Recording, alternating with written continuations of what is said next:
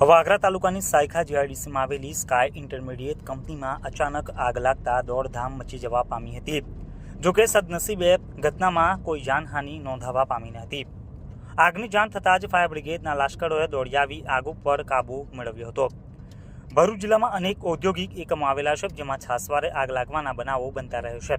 આજે રવિવારના રોજ પણ સાંજના સમયે લગભગ 5:45 વાગ્યાના અરસામાં વાગરા તાલુકાની સાયખા જીઆઈડીસીમાં આવેલી સ્કાય ઇન્ટરમીડિયેટ કંપનીના ઉપરના માળે મૂકેલા જનરેટરમાં બ્લાસ્ટના કારણે આગ લાગી ગઈ હતી। આગના કાળા ભમ્મર ધુમાડાના ગોટે ગોતા દૂર દૂર સુધી નજરે પડ્યા હતા। આગ લાગવાની જાણ થતાં જ કામદારોમાં એક સમયે ભારે દોડધામ મચી ગઈ હતી।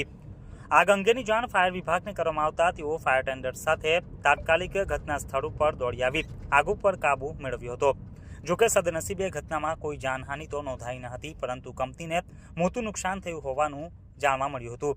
ઘટનાની જાણ થતાં જ ઇન્ડસ્ટ્રીયલ સેફ્ટી એન્ડ હેલ્થ વિભાગના અધિકારી પણ સ્થળ ઉપર દોડી આવીને વધુ તપાસ હાથ ધરી હતી।